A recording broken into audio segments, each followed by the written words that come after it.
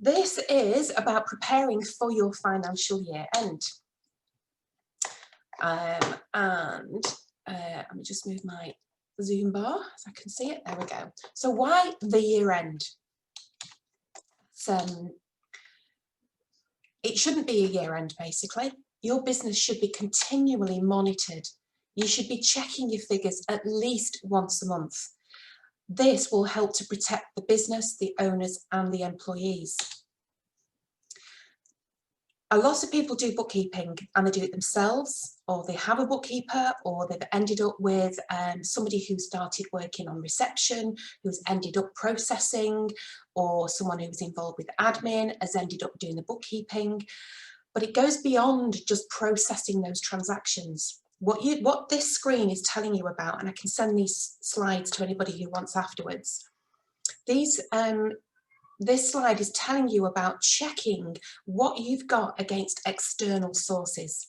Everything should be checked. So the first thing is check all your bank accounts. A lot of software these days have bank feeds. Don't just rely on the bank feeds. They can blip. You can duplicate some transactions. They can miss a few transactions.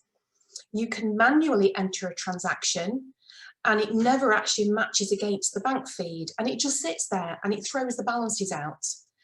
So check all bank accounts against a physical source. It could be literally a piece of paper that's the bank statement that's come through the post, or you log online, have a look at the balance on the bank and check it matches your software. And don't forget all the other banks as well. They are things like, there could be a loan account. They will have a statement. Has all the interest been applied that should have been at that point? PayPal, check that your PayPal, if you've got PayPal for business, check that what PayPal says online is what you've got. We took over somebody's accounts a few years ago and it was shocking what their accountant had done their bookkeeping.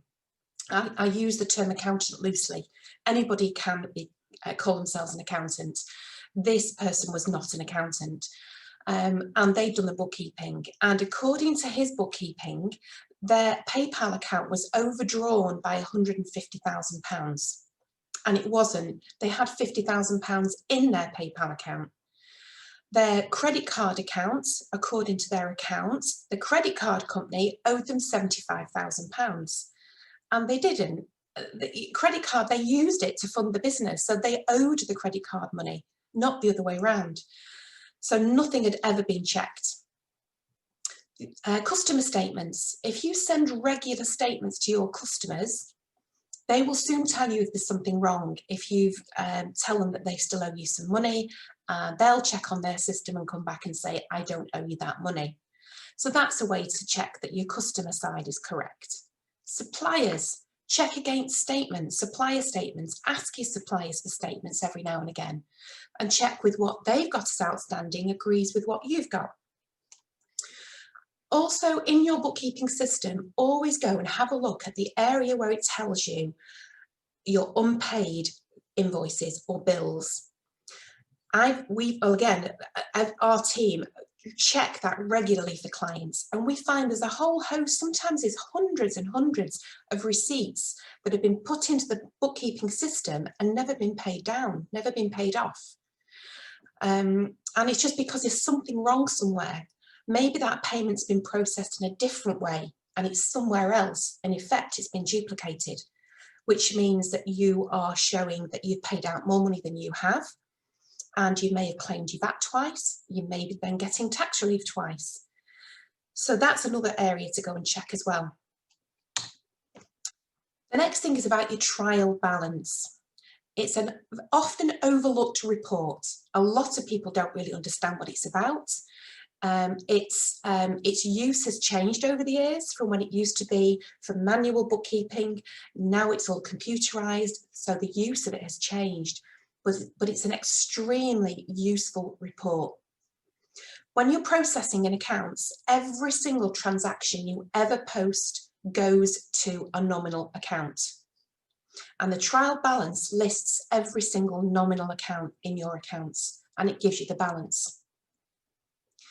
And what you should be able to do is produce that trial balance at any point in time and look at those figures and go, I know that figure's correct. I know that figure is made up of X, Y, Z. And it's really, really important. This is the foundation of your accounts.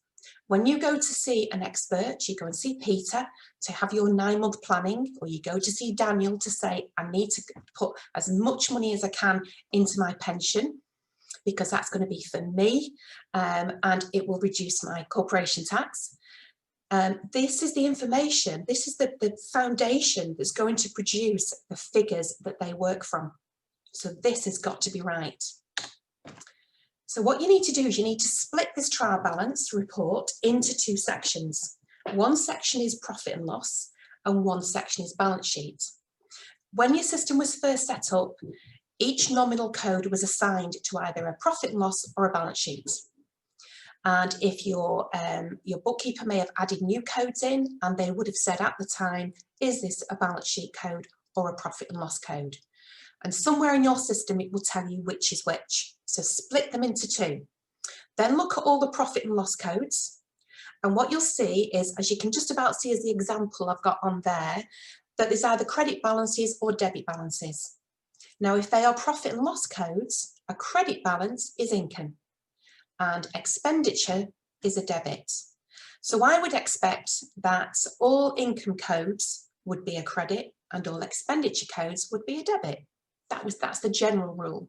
Occasionally that can change, but if it is different, you need to know why. Why is that a credit when normally it would be a debit?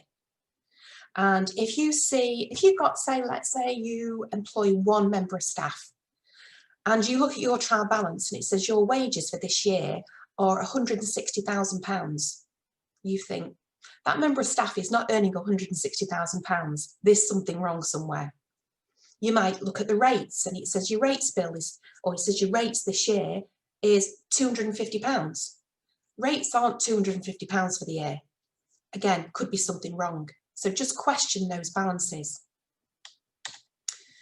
Then look at the remaining codes, which will be the balance sheet codes. The balance sheet codes are all about how much money you owe and how much money is owed to you as a business. And credit balances are amounts that you owe to people. Think of credit, credit card, I've taken credit, someone's given me credit, that's where credit, the term, comes from. So that's all the people you owe money to. It's your suppliers, it's HMRC, it's loans. Whereas debit balances are things of value to you. It's your assets, it's your furniture, your equipment, it's how much your customers owe you, it's your stock. So that's a bit like scales. You've got your debits and your credits, and you've got what's owed in, and you've got what's owed out, and they need to balance in the right way. You need to be having more to hand that you can use than you owe out. So what you can use are things such as, like I mentioned, computers. Computers, great. You might have a lot of computer equipment worth a lot of money, but you're not going to want to sell those if you owe the taxman money. So certain assets, certain things are kind of like you have to discount those. What you need to be looking at is what's in the bank, how much is owed to you, and can you get that money in quick? If you've got stock, can I sell that stock and get the cash? Because all of that is your short-term cash that's going to pay your suppliers and HMRC. And again, all of those need looking at. Again, I see trial balances where I get told, oh yeah, we've been, you know, it's, how hard can it be? We've processed everything, it's right. I look on their trial balance and the first thing I see is a loan to the bank. And according to that trial balance, the bank owes the client. And there's something wrong, something's missing. It's not that way. Or it will show HMRC owes the company a refund. They don't. There's something wrong in the bookkeeping somewhere. So every single one of these balances, you need to understand it and address it and be able to justify it. So check all the balances before looking at the profit and loss report. Question all the balances. Check for missing balances. For an example, PAYE is usually paid the month after it's deducted from employees. So you therefore expect, if you run a trial balance at the end of the month, there would normally be PAYE, which is the amount owed from last month. That's normally there. If it's not there, question why it's not there. Check the money that you're owed is more than the money you owe out in the short term. And a fully balanced and justified balance sheet usually indicates that the profit and loss is fairly accurate. So that's it from me. That's just some tips about digging a little bit further into those figures. Don't just process. Look at that trial balance and check it. If you need any help, there's my details. I hope you found that useful.